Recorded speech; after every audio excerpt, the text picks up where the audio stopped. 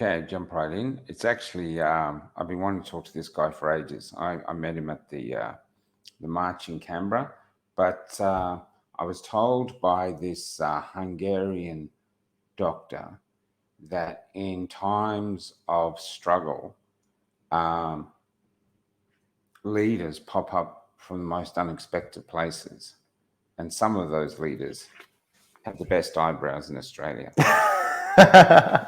Apparently, these are imported from my father. How are you, Michael?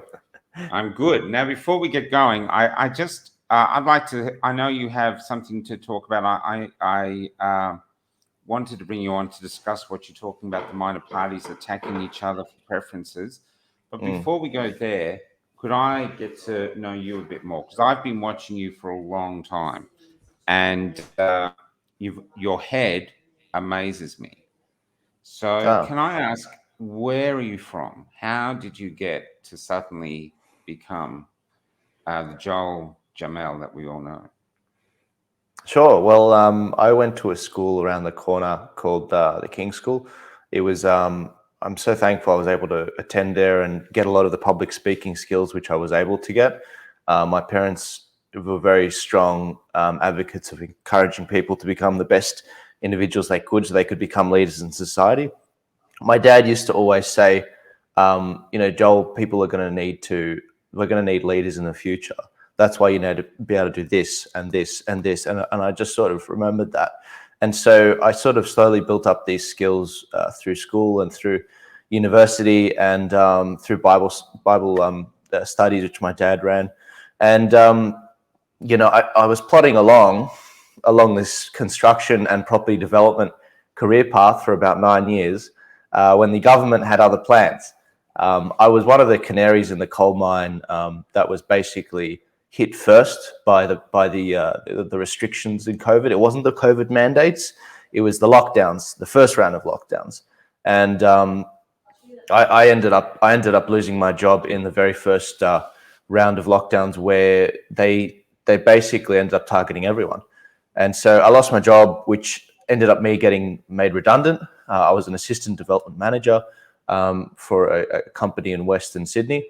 And and then I ended up basically saying, you know what, if you're going to take my job, I'm going to take your job in the media because you stoked the fear, and I'm going to help get people elected in Parliament that essentially ended up making the decisions in Parliament, and both on a state level and a federal level. And so, long story short, this has always been a hobby, following politics. I've been following it in America and in the UK since I left school, 2016. And it's been very interesting to learn all the lessons and then translate that into Australia. Australia is a piece of cake. The way our system works is so easy. I was listening to myself teach people about the American system maybe a little over a year ago, early last year, about how the electoral college works. A lot more complicated. Australia, it's a piece of cake. And so when it came to it, it was a seamless sort of transition to help people understand what the hell's going on. Can we go back to where you lost your job? Even though you'd been learning politics, were you surprised that Australia reached this point where suddenly they were kicking people out of work? Or was your father? Or were you prepared for it? Because, I mean, it's across the country, you know? I was... My dad used to always say, and I say used to because he passed away about 5 weeks into me starting the show. But I used to remember him. I used to remember him saying that, it's a lot worse off in Melbourne than Sydney. And I remember him always basically saying our society's just collapsed to the point of we don't know where our values are. We don't know where we come from. We don't know where we're going. We don't have a narrative anymore. And unfortunately, people, they survive off narrative. They survive off hope. And so when it comes to the actual, what does that translate to? I've sort of known that since 2011, that this was we're in for a bad one, essentially. And we're in for some pain. I didn't know when it would hit, though. In 2017, we saw Can I just stop you there? What was it about 2011?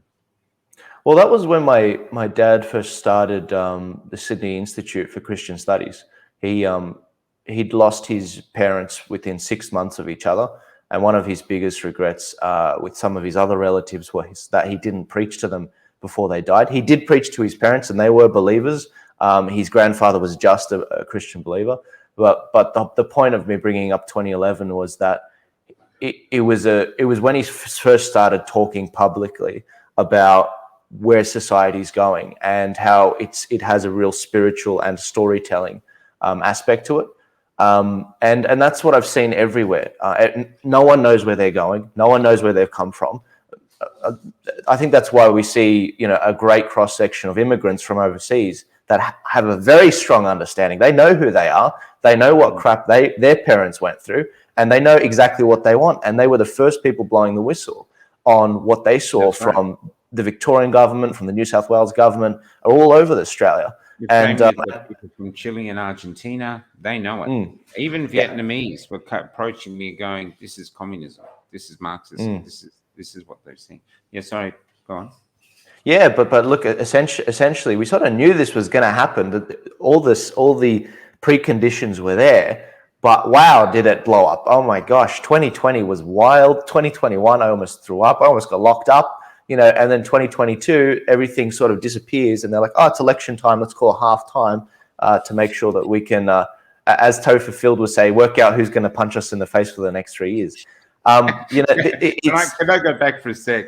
So I was in Sydney, so I've been through all those major moments there, from the shrine to whatever. But it was actually Sydney that made me walk away from my life. Wow. So you say, and the reason was segregation. Now, I was brought up a Christian. I moved away from my faith, but I'm fully back now. Not so much with my structured religion, but in belief. And the moment that got me was when I can never say her name, the platypus woman, the premier that quit. Gladys. Gladys Berejiklian, yes. was celebrating bringing in segregation.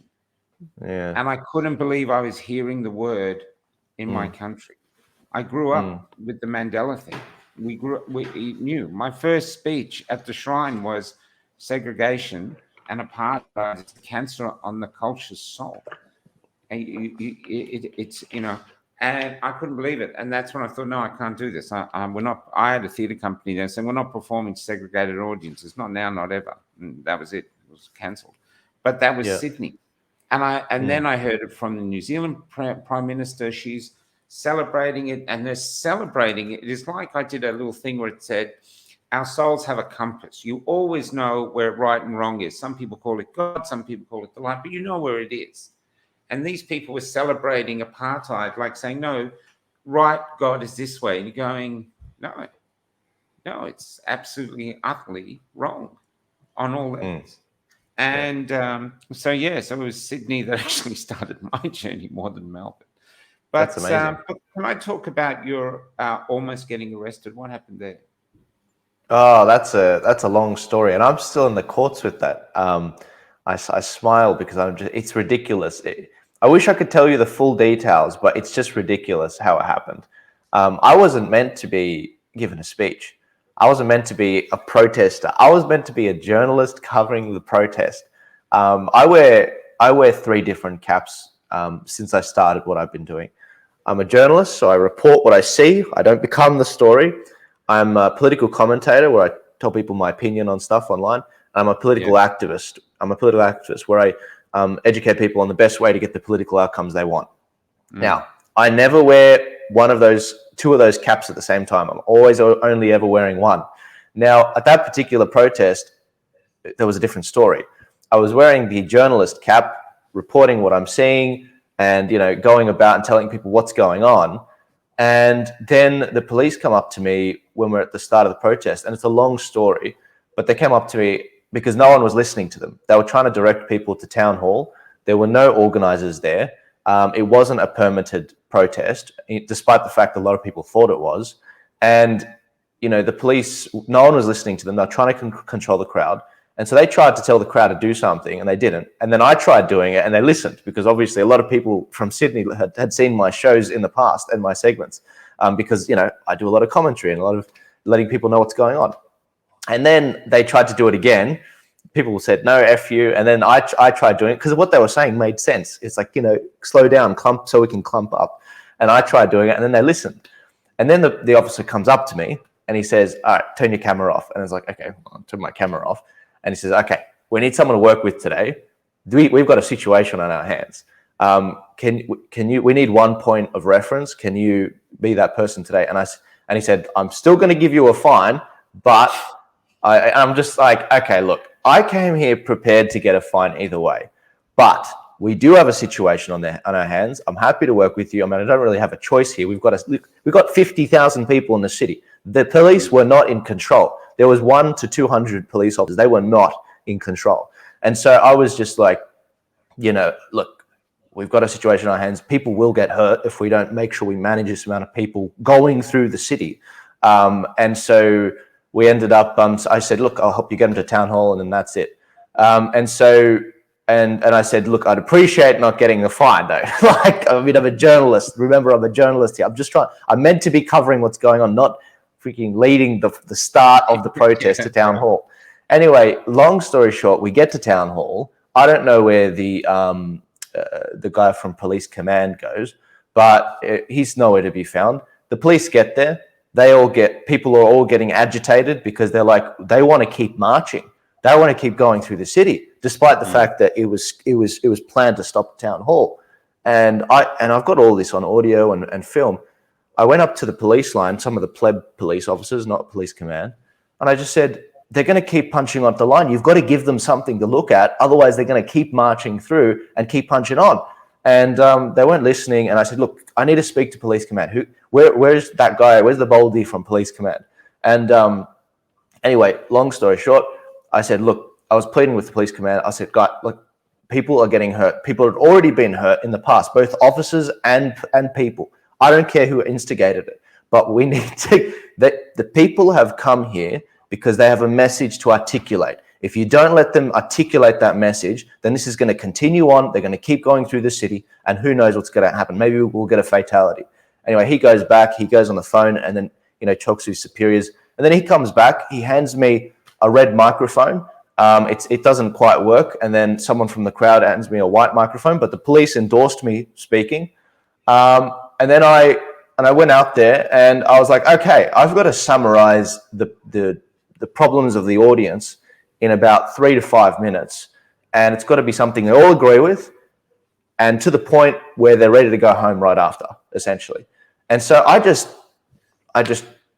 spoke. I said, look, I think this is why people are pissed off. I mean, this is why I'm pissed off. And you got a bit of an injection of why I was there. I'd lost my job in the construction industry. My dad wasn't able to get the treatment that we would have liked because of the lockdowns. And a lot of people were there because of the construction mandates, because they were mandating the jab for the construction industry. So there were a lot of very angry tradesmen there, including some of my relatives. And so I gave that speech. I got down, and a lot of people were like, well, now what? Because what happened was there was another guy that got up and spoke, and he ended up antagonizing the police, and the police sent him down. And then I went up to the police again, and I said, look, we've got to get the people out of here. And I spoke with Romeo Georges, and we ended up sending them back to Victoria Park, and then we went home for the day. We came, we made our point, and we left. And I didn't see the violence instigated by the people. Then what happened was crazy. Then what happened was, they called us 3,500 buffheads. They didn't see 3,500, bricklayers. They saw 3,500 buffheads. It was not 3,500. It was 50,000. I have the photos to prove it. I have the 360 photos to prove it. A lot of them I haven't released because I don't want people still, including myself, have our court cases going on right now.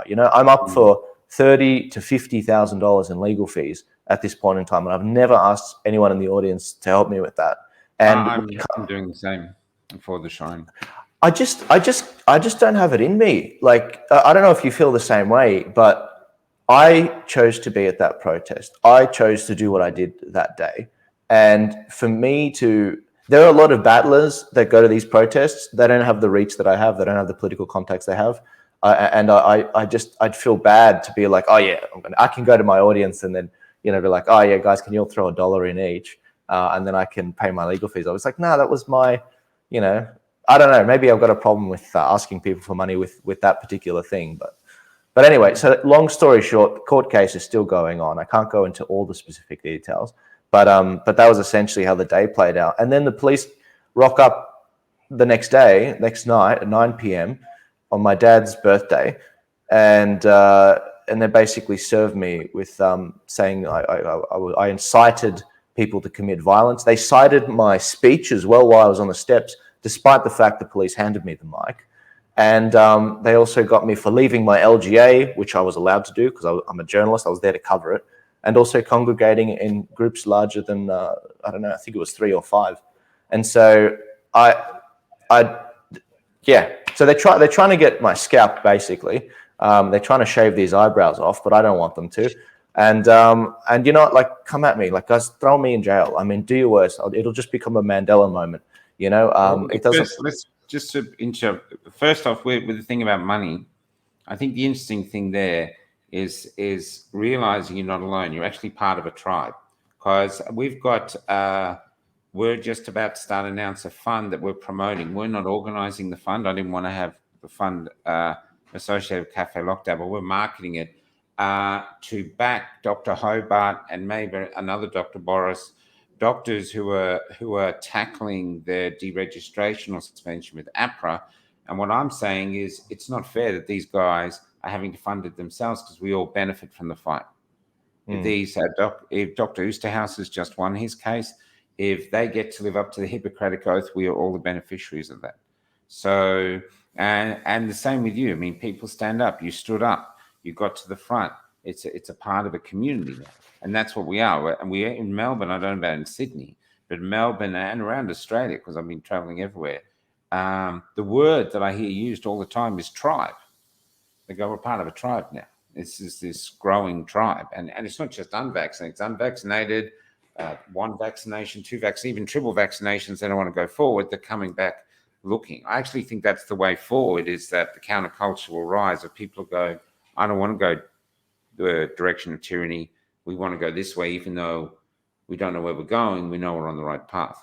So I think that's the thing with your legal fees. I know, because the government has a huge well of money and lots of barristers, and you have some money and great eyebrows and great smile and great articulation, but yeah, it helps. Anyway, I'm just going to back one more thing before you go on.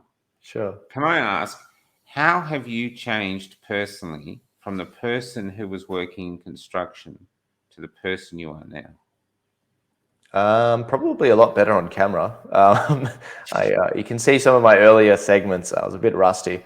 I've probably fallen more into my own style as well. I used to think when I started doing these segments that I should be more like a news presenter. But the more I got into it, the better segments I found were the ones where I actually showed my personality. And you see a lot of sarcasm come out, and me just laughing at stupid stuff sometimes. But sometimes I felt that those segments are doing a lot better. So that's probably some ways that I've changed.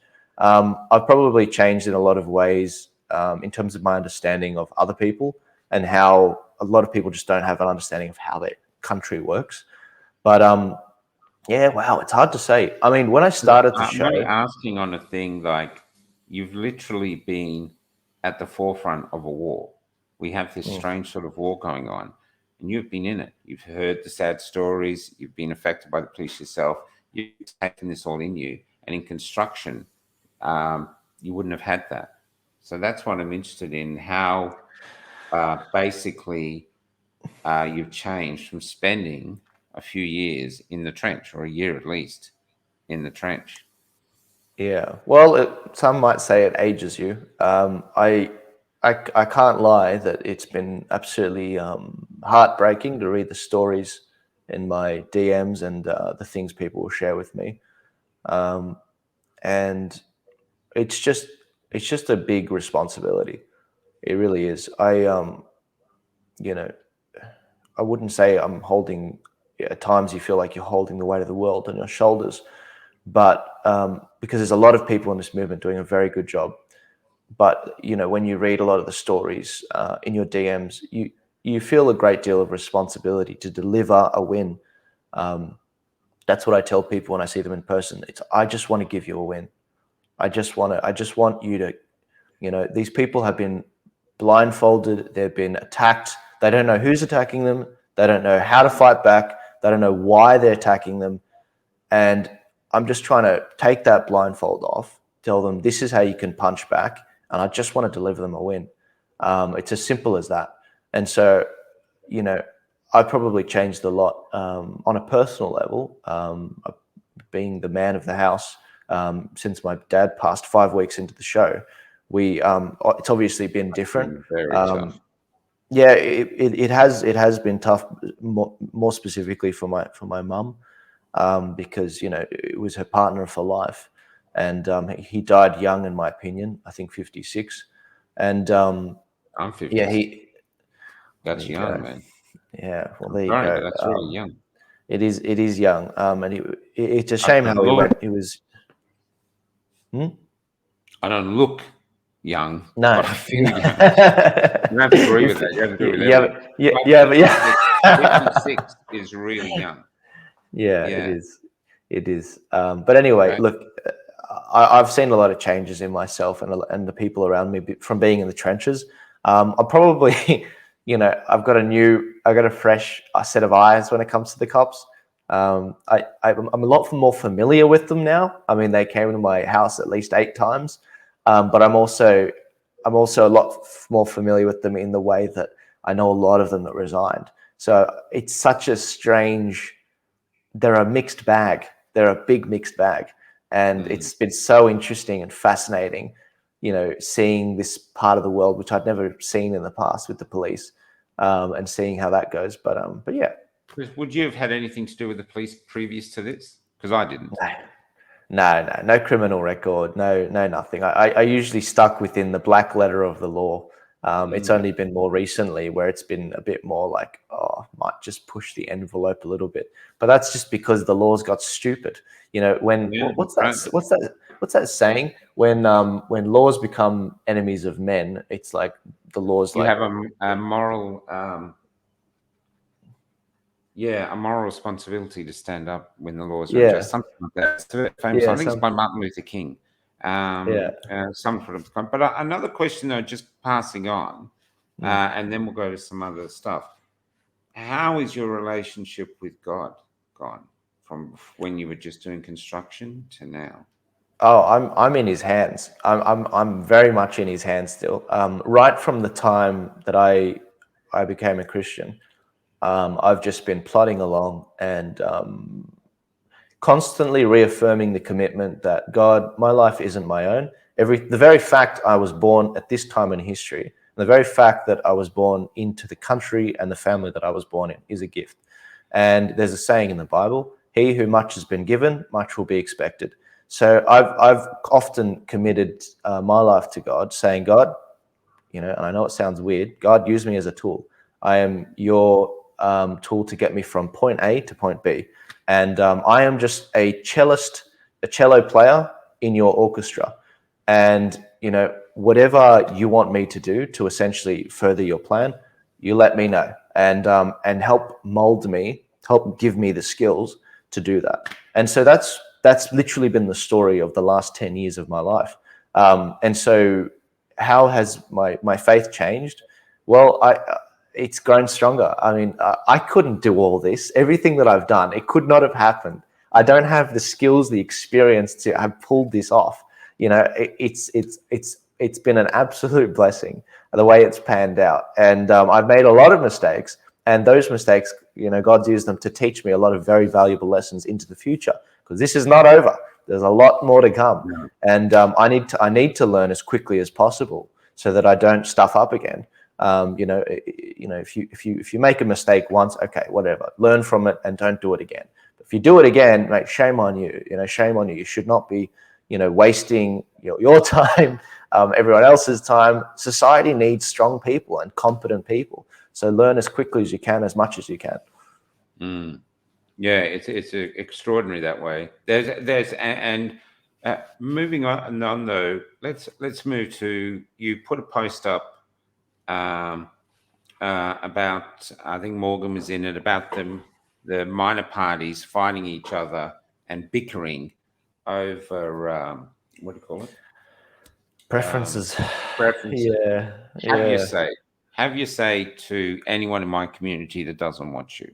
There's maybe Right. a few old ladies, but there's Well, look. First off, the freedom community is a bunch of cats. All right, it's a bunch of cats that think they're lions, and hurting anyone that's owned a cat, hurting them from Gotta point write that A. down. Please write that down. Hurting cats from point. Yeah, a herd of cats that think they're lions. Now, herding cats from point A to point B is a difficult process. You can't take a photo of them; it's impossible, basically. But herding cats that think they're lions, they're so confident and blatant, and they're like, and I understand why they're like that. I do. You know, we've lost trust in the institutions. We don't trust anyone, and so they're going to be skeptical of everything. But sometimes it hurts them. Sometimes they're too skeptical, and so, you know, the post wasn't specifically targeted at Morgan. Morgan's just it's a bigger thing that's going on. It's everyone. This is why, in my opinion, we've seen a great big stagnation in the growth of the freedom movement. It's not just because of the fact that the lockdowns and a lot of the government measures have stopped. It's because this has become, and no one wants to say this. No one wants to say this. It's become a mean, toxic environment that it's not family friendly. It's completely gone off the tracks. It's not able to be mainstreamed, and I don't think, why would anyone hang out and hang around? I mean, just look at the comment sections of these posts. If you are not in 100% alignment and 100% puritanical in your beliefs, 100%, then it's not good enough. It's not good enough. And you know, we take these political parties as an example. You know, this came up because of preferences. Now, what are preferences? It's essentially where political parties, they, you know, when you vote, you number your ballot from 1 to however many people on the ballot. So maybe 1 to 8. Now, political parties, what they do is they go to each other and they essentially say, look, if you put me as number 2, I'll put you as number 3. And they start to barter, and they sort of work it out. And what's been happening over the course of the last few weeks is political parties have been having those negotiations. Not just freedom parties, which are the parties we like, but also the major parties. So they've all been talking with each other. Now, we always knew that freedom parties were going to basically not always preference each other. We always knew that. It's not new. You know, they've been doing this since the last election in 2019.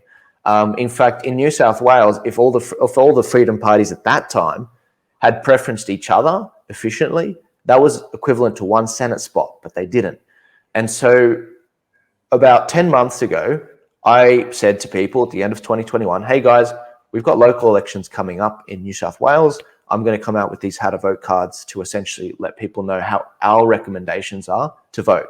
This is going to solve a lot of problems, including political parties not preferencing each other when they are basically in alignment with everything. Now, it's so clear that all these freedom parties are aligned on the fundamentals. In fact, it's so clear that I even graphed it. Now, you can't see the specifics on this, but basically you can see a bar of green across there and then red. Now, the bar of green, that's all the freedom parties. There's about 10 of them. And the bar of red are the major parties. They don't agree on freedom of speech. They don't agree to never bringing lockdowns back. They don't agree that they'll, you know, the freedom parties will not, you know, bring mandates in, and they will not bring a bunch of other things in which have decimated us the last 2 years. So they all agree on that. So why won't they preference each other? I'm sure everyone's scratching their head. Well, it's because they are cutting deals with the majors to increase their chance of getting in. And I don't blame them. I actually don't blame them. It's politics, you know. It really is. And this is why integrity and politics don't always go together. In fact, they rarely go together. 100%. Integrity in politics is usually a poster. Yeah. Yeah, absolutely. And look, this is the thing. That's why I put a lot of time and my own money into building this project where we guarantee that on our recommendations, there are no freedom parties below the majors. You know, It's all freedom parties on top. So we've classified them for you. It's the major parties, and we've ordered the major parties in a way which will reduce the margin in the electorate. And then we put all the climate crazies and the white nationalists and the CCP funded people below the majors. So that's sort of the system how we did it. And when it comes to what people wondering, okay, if Joel could get that right, if they put the majors last, people could get that right. Why is it that these major parties can't get it right? Well, let me explain to you guys. The way it works is minor parties, they know where they're going to win, where their best chances are, and they know where they're going to lose. Now, if you think you've got a better chance at getting up in the upper house, the Senate, but not the lower house, you would be willing to sacrifice your preferencing on some of the lower house seats, which you don't really care about, for some Senate security to make sure you can get up in the Senate. So you might go to, one Freedom Party might go to the Liberal Party and say, hey, we want to put you higher up on the Senate. Can you do the same for us? And in return, we'll make sure that you get to secure this marginal seat in the lower house so that you can secure government. Because we'd rather work with you when it comes to getting, legislation passed in the upper house. We've got some things that we want to get through. Now those are conversations which happen, okay? And, if people don't want those conversations to happen, that's just not how government works. You can't be too puritanical. You've got to be somewhat flexible. And, well, it's compromise, isn't it? Politics is all about compromise. And that's democracy. And that's what Winston Churchill said. He says, democracy is the worst system out there, but he said it's a really terrible system, but it's the least worst terrible system. And so when it comes to the the outrage which I'm seeing from people as we started this segment from Morgan and from a bunch of others, it's not news. It's just not news. I mean, I get it if you're new to politics and you just checked in, but look, this is not a new thing. This has been done forever. That said, to walk in someone else's shoes, you're into politics. Damien, who I used to do the show with, he's into politics, like you. The two of you, peas in a pot. Me, I've ignored politics my entire life. I've been in the theatre, I've been this. As far as I'm concerned, as long as the roads are fixed, as long as my bin's picked up, and as long as you stay the F out of my life, I'm happy. I know you're corrupt, but I don't care. And I know that sounds bad, but you're sort of taking this. Now, though, that's changed. It's been changing over the decades of suddenly you're telling me how to think, you're telling me how to speak, and now you're dictators.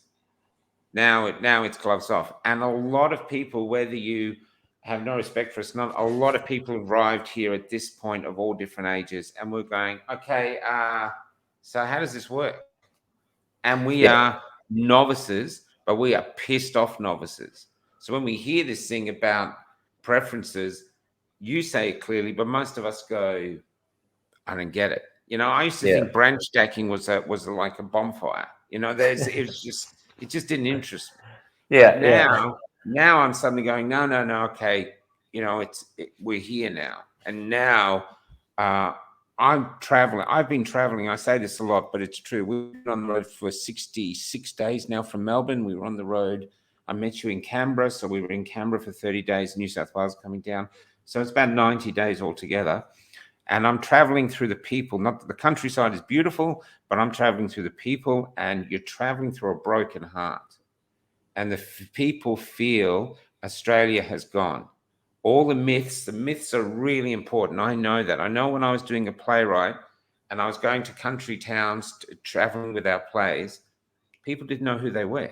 They thought they did. They were hanging on to these myths, but I knew it was hollow. You could feel that it was held up. Now we've had Christmas where families have ostracized family members. They've gone with fear over love. So Christmas, the whole myth of Christmas was wiped away. Then the other landmark was Anzac Day. Anzac Day. And I did this comment where I said those who had given up their freedom were free to attend a ceremony to celebrate those who had fought for our freedom, while those who are fighting for our freedom weren't free to attend. That was Anzac Day this year. And I've been introducing ex-servicemen who are not vaccinated. They are betrayed to their core. You know what I mean? They're just like so furious. And I really believe all the myths are swept away. I also believe this is an opportunity to go, well, okay, well, maybe now it's time to find courage to learn politics like you're teaching, like learning from you, and become the architects of a new Australia. Because at the moment, the only path they're offering us is tyranny. And I know even the best quote I heard was from this Romanian who said, what happens with the powers like Dan Andrews and all these others is they mistake compliance for enthusiastic support. And it's not. It's just compliance. They're scared. They don't want to find. Most people don't like conflict. So it's that. And that's why suddenly they think they're in power, and then suddenly it changes very quickly, like we saw in Romania, like you see when these things fall. Anyway, I have no idea where I'm going with this anymore. It's just rambling on. But what I'm saying is this is where, so that's what I'm saying. This is where we are now. What you're doing is very important because we are waking up. And so what is to you not news, to us is. That's why when Bossy and the Cossack came out against UAP with preferences, everyone's going, what? And, it's like, what? And stuff like this. But let's go back to the freedom movement while we've got, because we're in it and we're both not political. It's like Hoodie. He's not running for politics. You're not running for politics. I'm not running for politics. I do support my friend Damien, but I'm not running for politics. I was at Canberra. You were at Canberra. We had this amazing epic camp. It was like, I'm going to say it. It was like God had said, if you want to fight for freedom, I want you to come here. Because I was doing lives of people coming up and going, I don't know why I came. I had to come. I just packed the kids in the car and I came from 2,000 kilometers away. That many people are not going to come from all over Australia to get the third booster. Never going to happen. Yeah. They came for freedom. Now, we were marching together. The march was quite extraordinary. I don't want to talk about the numbers because the press said there was 10,000. Our guys said there was millions and millions. I don't care. There was a lot of people. But when we got to the speeches, suddenly we have Bossy up there, and we got the Hoodie down here, and we got a swinging dick competition. In one of the most things that could have unified us all, suddenly they're dividing us, and people are going, I don't know which way to go. Hit this. What are we doing? And they wanted me to do a speech. I didn't want to do a speech. I didn't want to do a speech on that one. I didn't want to do a speech on this one. I was with you. I was just walking around interviewing people. And that's where I thought, what is going on? And I agree with you. We seem to have some people who are leaders who don't have the religious, I would say religious maturity to go, this is not just about me. I have a responsibility to a tribe, and I have to compromise and overcome my own ego in order to try cement this minority, in order that the minority can grow and we can save the future from the tyranny that we're heading into. That's my thoughts on it, And I do see it when these people attacking each other all the time. It does my head in. Don't do it in public. We don't need it. Yeah. We need to be unified. We need to be together. We need to be strong. And the people on the ground, the soldiers, wherever I go around Australia, I've been in like a farmhouse, like people invited me up to come to a farm in Sejuna. 60, 70 people turn up at this little farm. We're in this big shed. They're singing songs. They're doing things. We did a show live from there. Someone gave us all these white hats. I used to have a joke. I put them on and say, hey, Bossy, I found your white hats. They're in Sejuna. And here we are. But we're having fun. But this is people that didn't even know each other in the local community are coming together, and we all speak the one language. It's like we've known each other for ages because we're all on the same page. We all want the same thing. We want the tyranny gone. We want our freedoms returned.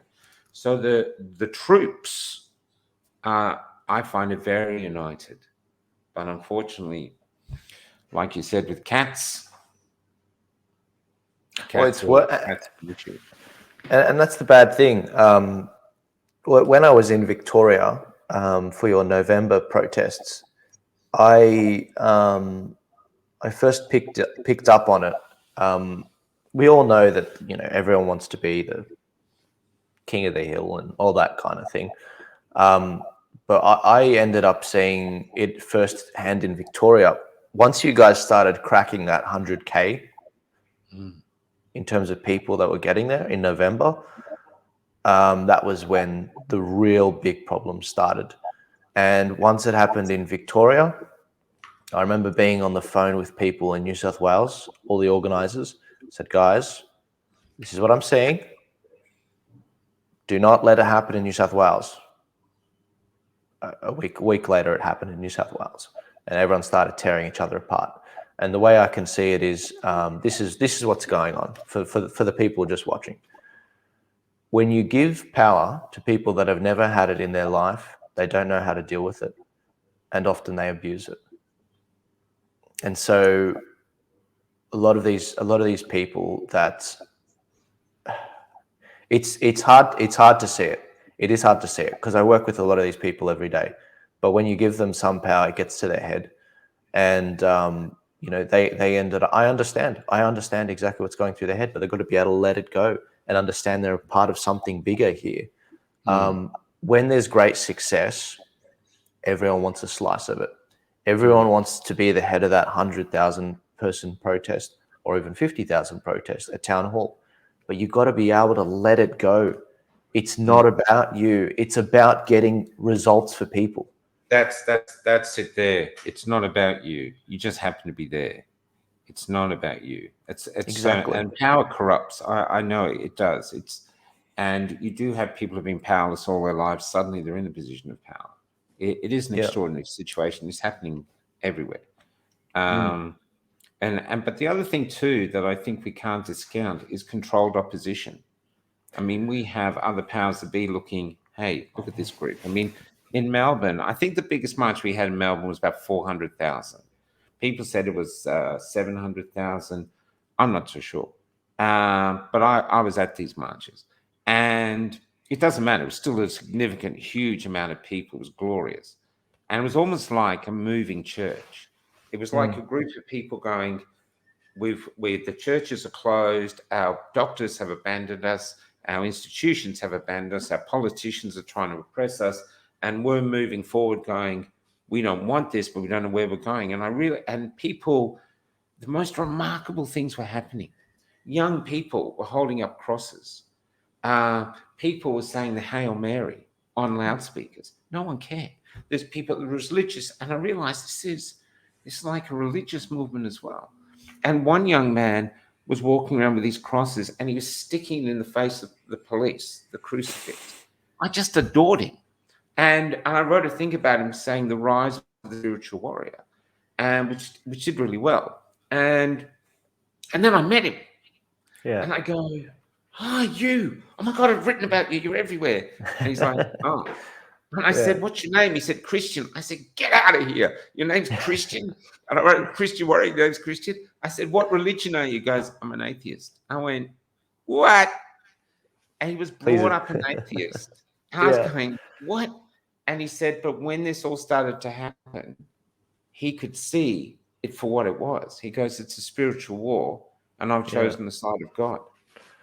And there's pictures of this guy, lines of police, and there he is. He has nothing in his hand to defend himself with than this crucifix that he's putting up.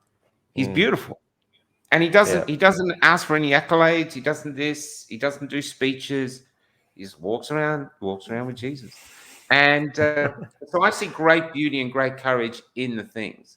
So and I think that is the way to go forward, is to know that it's not about you. This is a spiritual war. You pick the side of God. You're one of his soldiers. Maybe you get to be a sergeant or a general briefly or whatever, but that's it. This is not about you. And I saw that at the shrine. When I was at the shrine, the cops were coming up going, who's the leader here?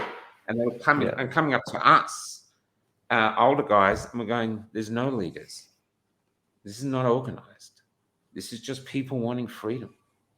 And we're just to come together. No one knows anything. And they couldn't figure out why there wasn't a leader. not organized. They just couldn't comprehend that it could just all these people here. No, we just went. All of us just went with the best idea of the time, and you were cackling in this direction, and now we're here. And we finally got here, and a few of us said, "We're not leaving. We're on the shrine of freedom. This is the monument built on blood. Yeah. We're staying." Yeah. And so that's an interesting thing moving forward.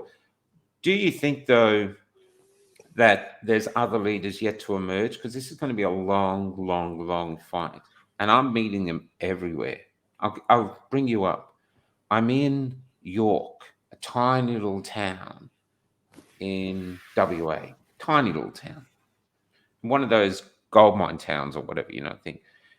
A little woman comes up to me called Monique, tiny little thing, like a Napoleon little figure. She has got the council setting up an alternative council, Friends of the Council. She's having a huge effect. She's been going around the town, getting all these people, hundreds of signatures. She's having a great, profound effect. In the suburb next to her, other people are doing the same. And all over WA, there's like 19 councils under attack from these ordinary people that are rising up. And all of them, the ones that are most successful, have a leader, someone who inspires them. In the city of Perth, and if you get a chance to come, you will adore this. They have a guy called Lee, big man, used to be a firefighter. He does the umbrella people. I've written a lot about them. They stand outside the Governors Generals with the umbrella because it's hot, and they stand there every morning from 8 till 10. And there's hundreds of them, and they just stand there, and they have a few rituals that they do. But it gives you great courage, and it gives other people solace. That's why I'm saying, like, a lot of the people are saying the marches are getting quiet. But my saying, the reason you come is for solace. If you're feeling crazy, like the world's going crazy around you, and you feel sane, but it's like everywhere looks crazy. So maybe I'm crazy because the new sanity seems to be a lack of empathy. You come to these marches, and suddenly it's like a church. It's therapeutic. It's almost on a spiritual level. The people come up and they hug. They pat you on the back. They shake your hand. They go, "Thanks for coming." They call you brother, which I love. Yeah. They think, "Hey, brother, come in." And you're just like, oh, your soul can breathe.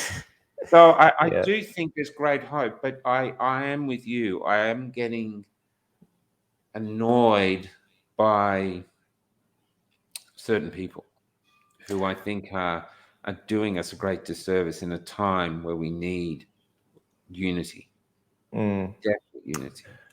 Yeah, well, look, I'm a bit worried because I think sometimes I think so little of myself. I wonder where the other leaders are. Now, we haven't had many new leaders come up in the last 6 months. Why? I think it's because we're not growing that much. That's what I think. And I've told you why I think we're not growing, because we've become a toxic, mean community that's also got a tall poppy syndrome problem. Now, when it comes to... But let's qualify that. Only at the top, though. That's what I'm saying, because I'm meeting these people. Lower down, and I would suggest you, if you leave and go to other places, you might have your soul refreshed by meeting people in towns you didn't know even had a resistance, and going, wow. Stand in the park in Topher and I were in Albury, Wodonga. He invited me up for a stand in the park. That was started by one man who for 4 or 5 weeks stood there by himself. No one came. Then there was 2, then there was 3. When Topher and I turned up, there was 500. And they were a community. Very, very different people. They came from both sides of the river. There is hope out there. But we have a public persona of people that I agree with you. The ones who have been the official leaders. I agree with you there. And it's fine. It's fine. They can keep it up, but I just don't think they understand what we're up against. I really don't. I think that, if once you conceptualize how big a bloody task we've got ahead of us, then you might stop squabbling over scraps. I don't know what it is about minor parties and small groups of people, but they always squabble over scraps. I don't know why. When it comes to, like, they want to be the king of crap. You know, when it comes to the actual, it's like a meme show. it really is. It's my partner calls it the Jerry Springer show. I love it, the king of crap. But just go think. Let's go there. Let's just pull you up there, because you and I have never spoken like this before. We spoke at the march briefly, but there was so much going on. Yeah. What are we up against from your perspective? Well, there's so many different things. Well, first off, politically speaking, we're up against a political establishment that not only gets, let's talk about one party, for example, the Liberal Party. They have $27 million in public funding from your votes from the last election. So that's how much they had in the bank.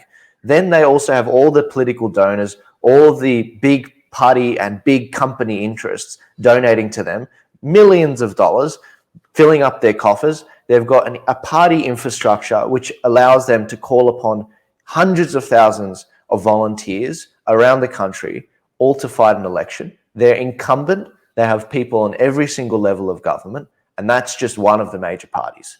You know, the Labor Party, $24 million from the last election. They've got all the funding that the Liberal Party do, except it's traditionally from the unions. It's from, you know, big party interests as well, some big companies. And so, first off, on the political level, because that's how we're going to make change on a certain level, politically, that's what we're up against. And, you know, getting people mobilizing big amounts of capital and spending that capital efficiently. Because there are people in this movement like Clive. For a rich guy, he doesn't know how to spend $200 million. He doesn't. You know, you need someone that's been in the political system a lot longer than Clive and understands exactly how to actually spend $200 million on a campaign level. You don't need $200 million. You need $500,000 if you know how to spend it on a seat. Not $200 million, not like $1 million a seat. And so when it comes to, you know, the political, what we're up against, I don't think people understand how dire it is. People are talking about taking government this election. We're not taking government this election, guys. We're not. No. We'll be lucky if we get the foot in the door in the Senate. We'll be lucky if we got 4 to 5 Senate spots and we could hold the government accountable no matter who wins. Mate, we're doing well. We're doing very well. And maybe the following election federally, we can look at doing something.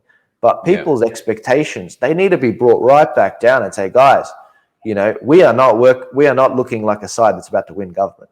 You know, there's no bloody way. No.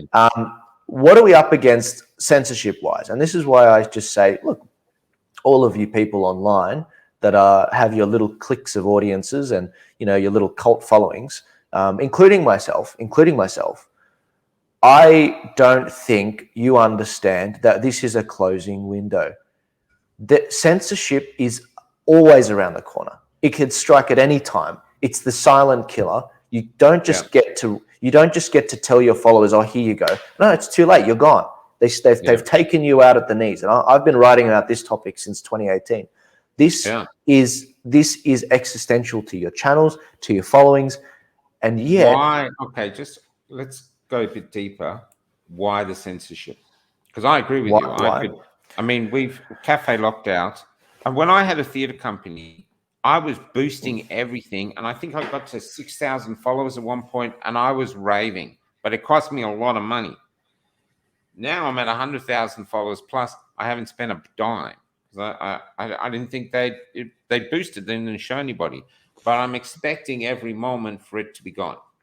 We're always getting demonetized. We're always getting this. It's a miracle that we've survived, and we are doing other things to change that in the background and other ideas.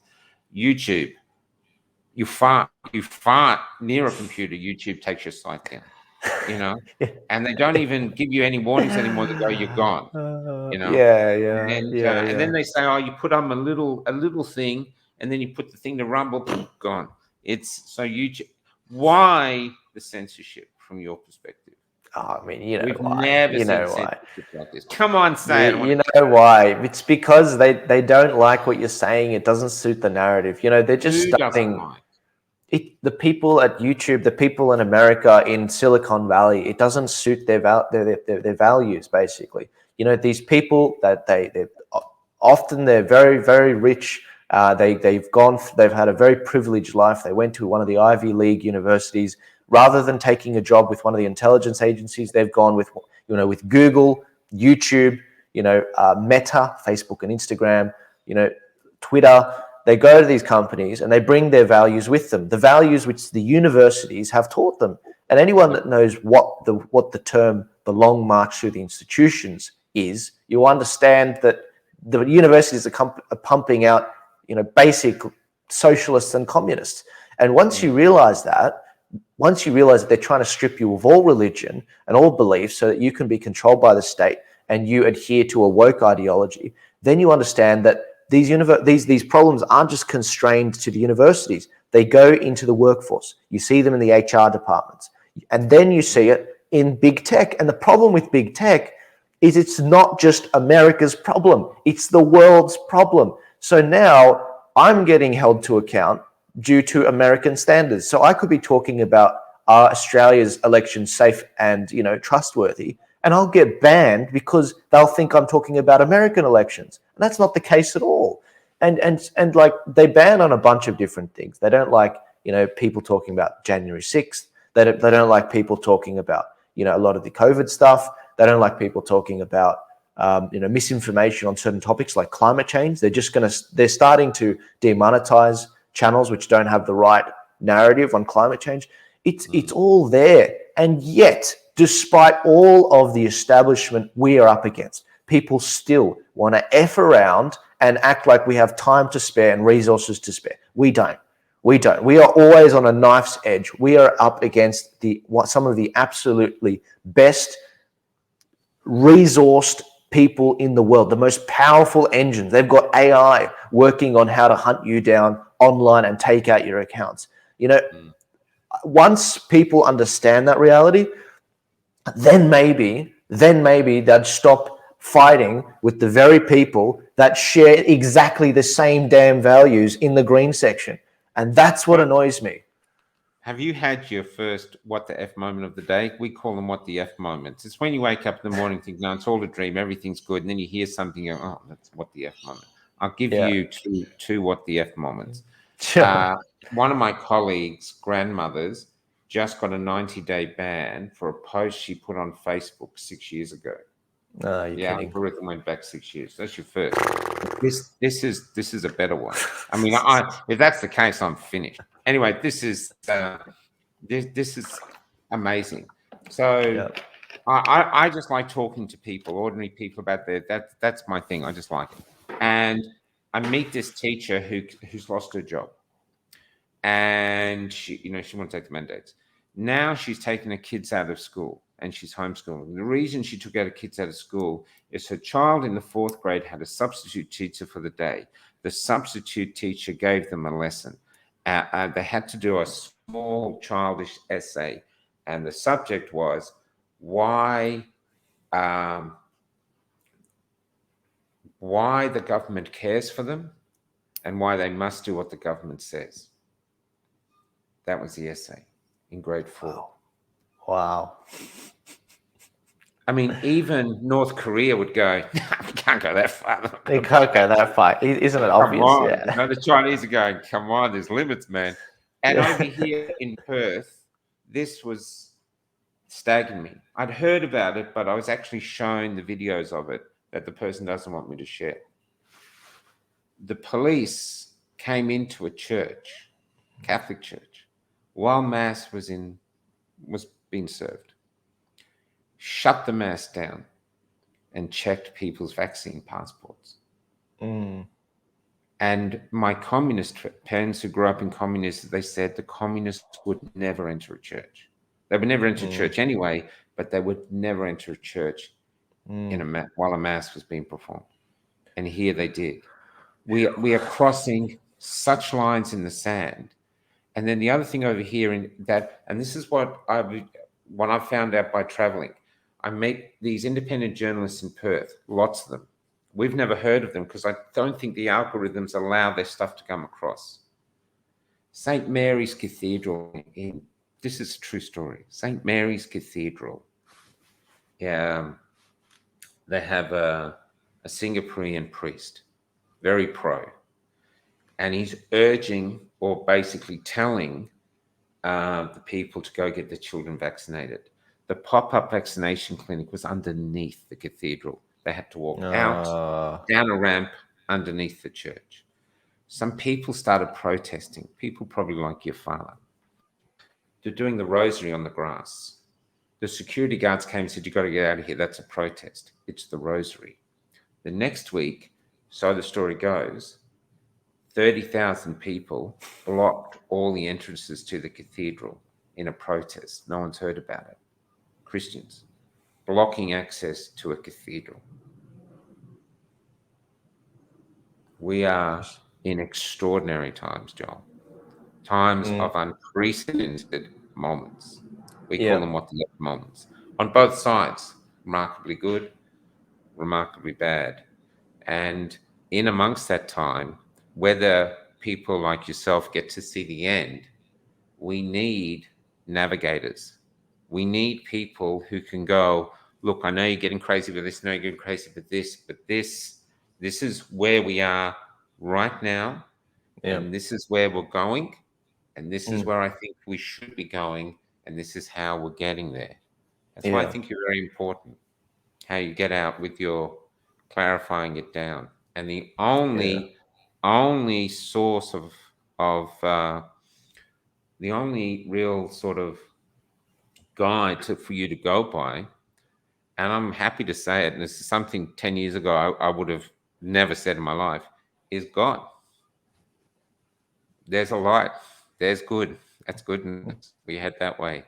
No matter how hard, no matter if Jesus suffered, we have to suffer. That's it.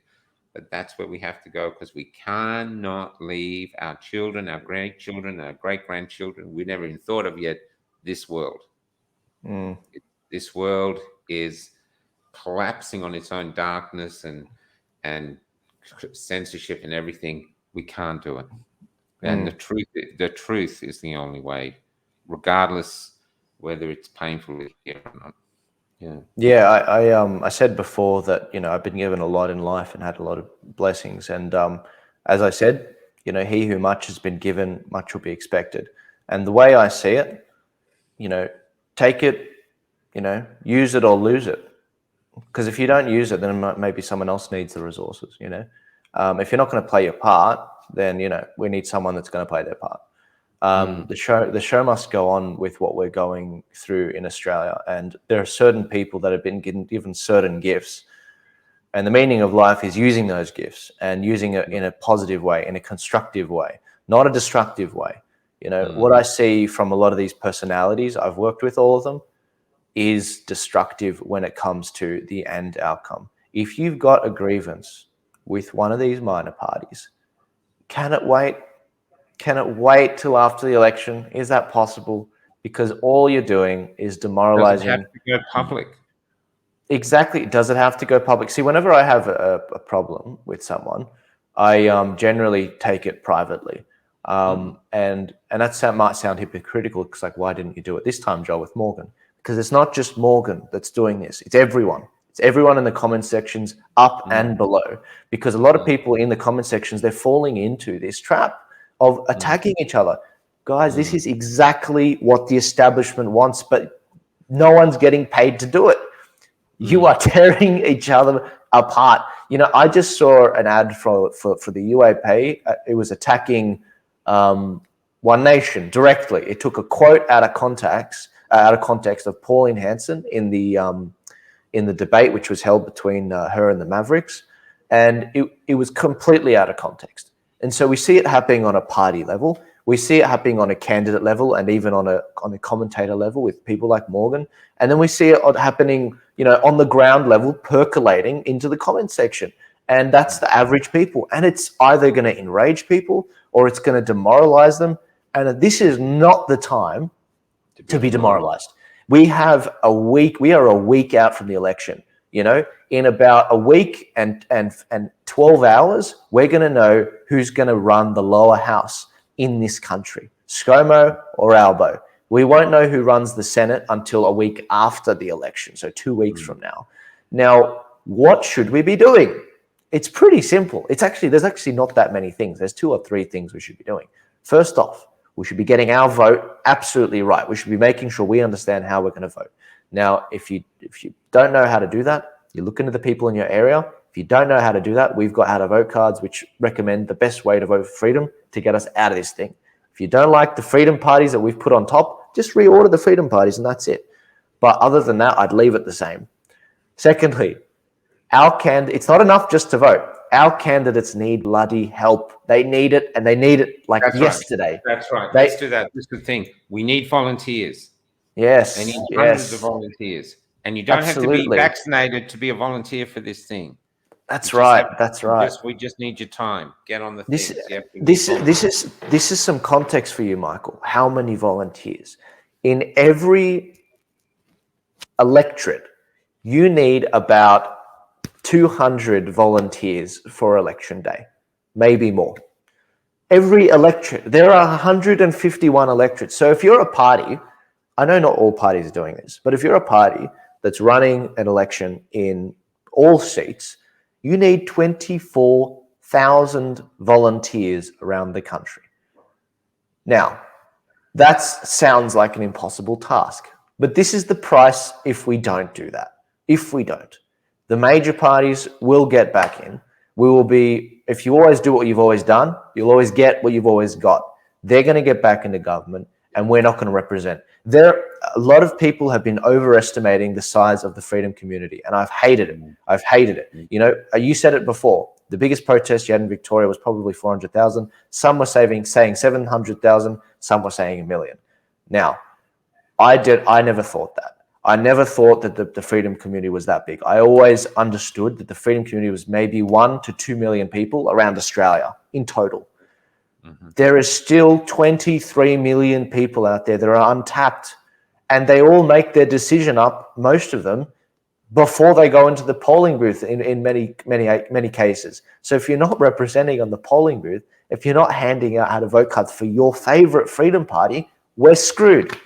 We're screwed. And this is the thing. We know exactly how to win elections. We know exactly how to do it. We've just got to do it for a week. So pre-polling's open. Pre-polling's open now. It's where people can vote early. There are 2 to 4 polling places open per electorate. Very easy to man. You probably only need about 20 volunteers a day. Very easy. Election day, different story. There's anywhere from 30 to 50 polling booths open. And you need about, probably 4 volunteers, maybe more, 4 to 8 volunteers for that polling booth. We're talking hundreds of people. That's a lot of people. Like, if we can muster, 300,000 people at Canberra from around the country, we should be able to man every polling booth always. We should be able to do it. But instead, what's happening right now is we're looking, and I'm going to say it, we're looking like the losing side, guys. We're seeing a situation where the candidates are calling me up.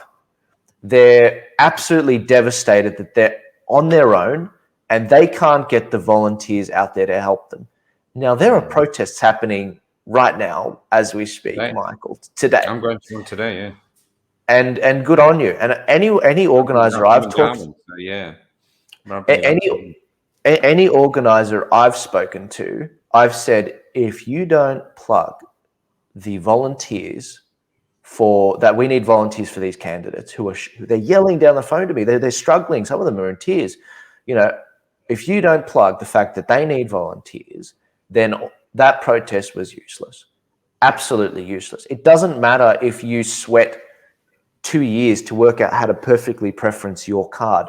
There's another 23 votes out there to cancel your vote out for every 1 vote in the freedom community. We've got so much work to do. But no, instead, everyone wants to attack each other. Everyone wants to act like we don't have an election on. And everyone wants to act like, it's all going to be hunky-dory in 2 weeks when we have a completely new government. No, this is the final sprint. Now is the moment. And, I've done everything I can to educate people over the last 2 years. We've all been trying to get people up to speed on why things are going on.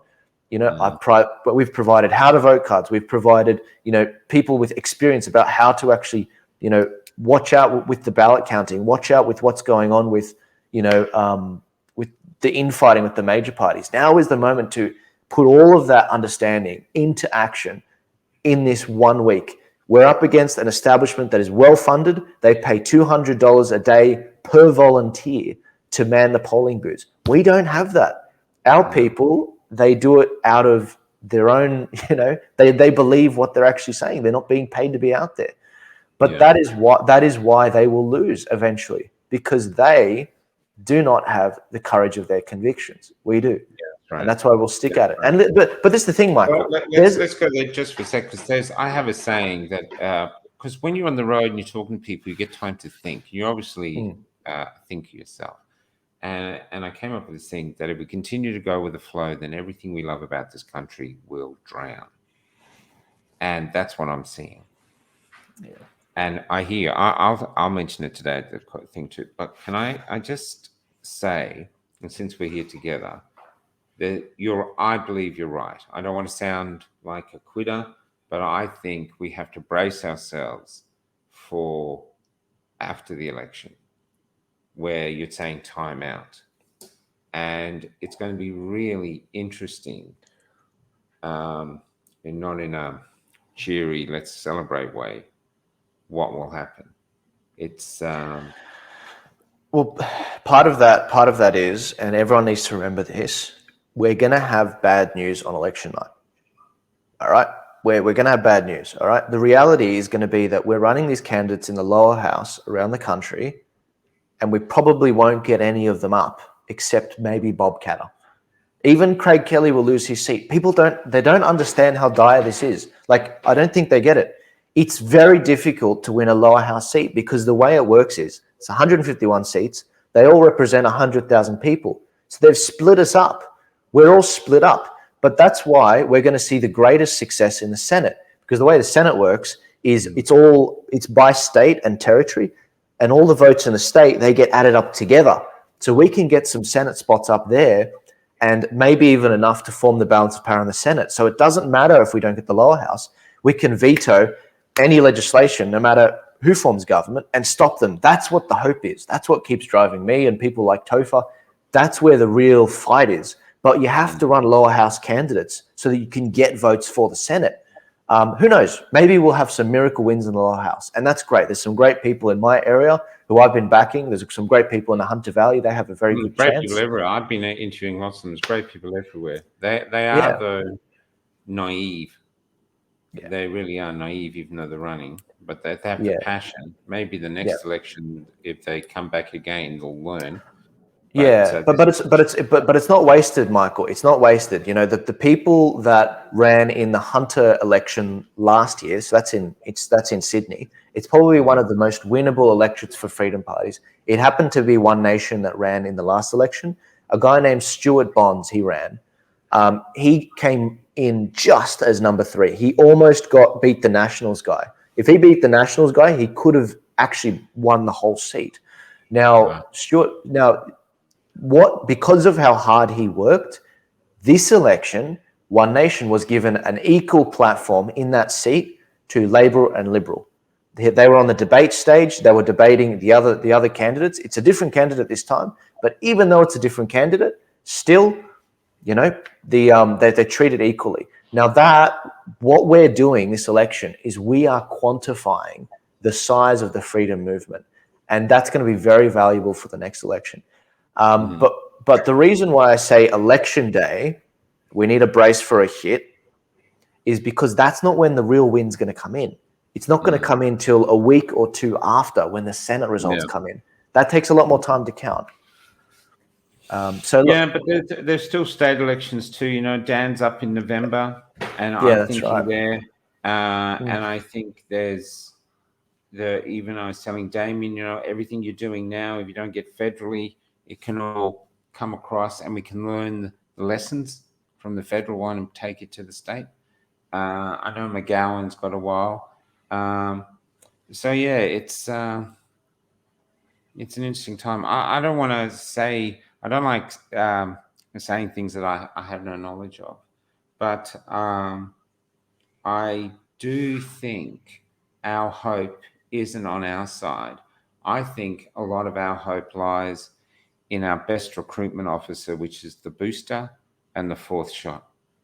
As in Israel, people don't want them.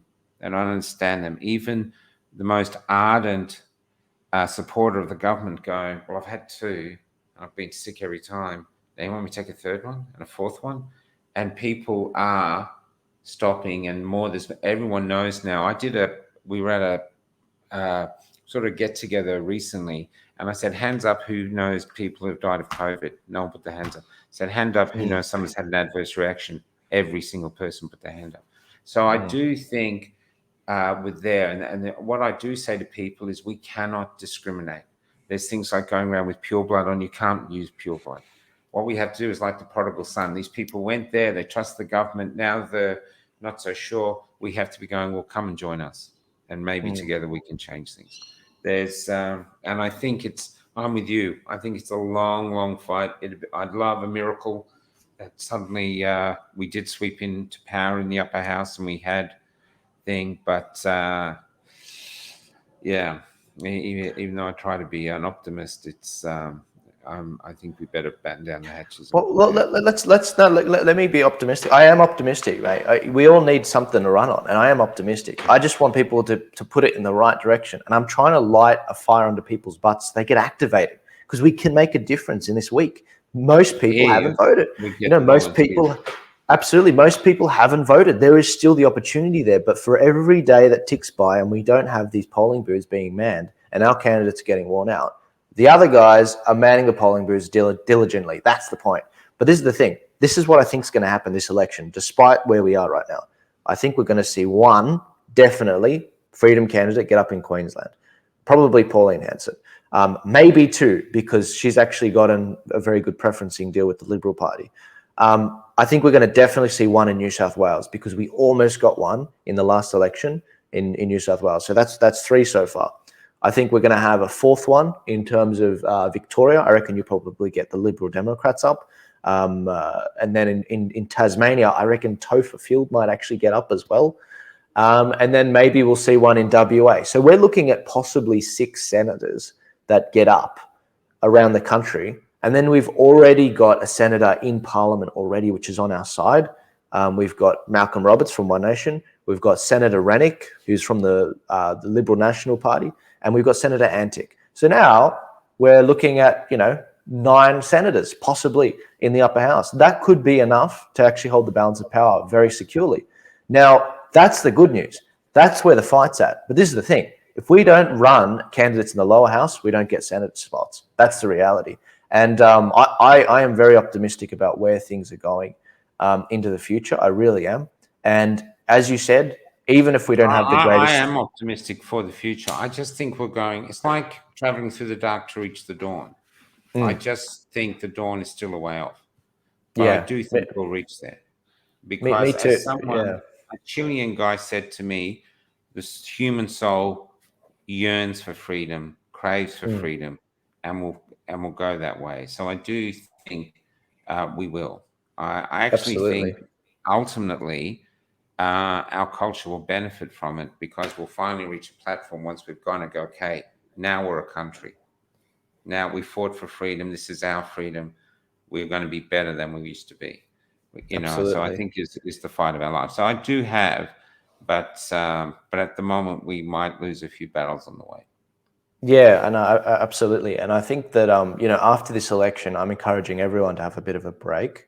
I really am.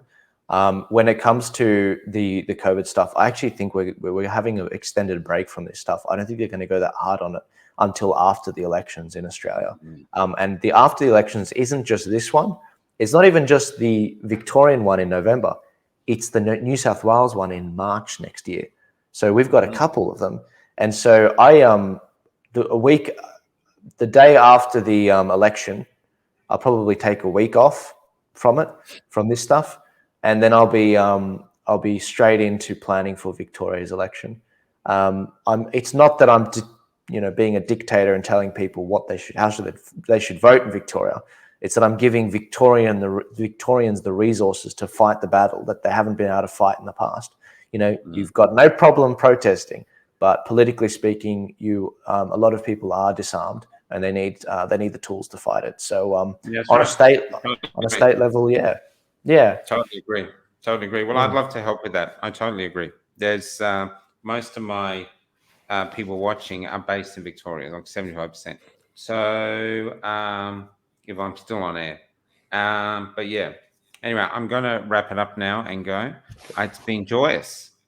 No, it's been my pleasure. Bigger fan now than I was before. Oh, that's awesome. Well-dressed man walking through all these hippie people marching in the Southern Highlands. Is well-dressed, quite tall. People don't realize he's quite tall, walking through, doing his live streams with this. It's been a pleasure, Joel. The pleasure's all mine. Thanks for making this happen, and I'm glad we finally did do it. Yeah, and I'll air this tonight. This will be our show tonight. I'll air it tonight when coming on. Okay. Beautiful. Thanks so much. Yeah. See you, Michael. Thanks so much. Ciao. Bye. Glory, glory, hallelujah. Glory, glory, hallelujah. Glory, glory, hallelujah. His truth is marching on. Mine eyes have seen the glory of the coming of the Lord. He is trampling out the vintage where the grapes of wrath are stored. He has loosed the fateful lightning of his terrible swift sword. His truth is marching on. Glory, glory, hallelujah. Glory, glory, hallelujah. Glory, glory, hallelujah. His truth is marching on. He has sounded for the trumpet that shall never call retreat. He's sifting out the hearts of men before his judgment seat. Oh, be swift, my soul.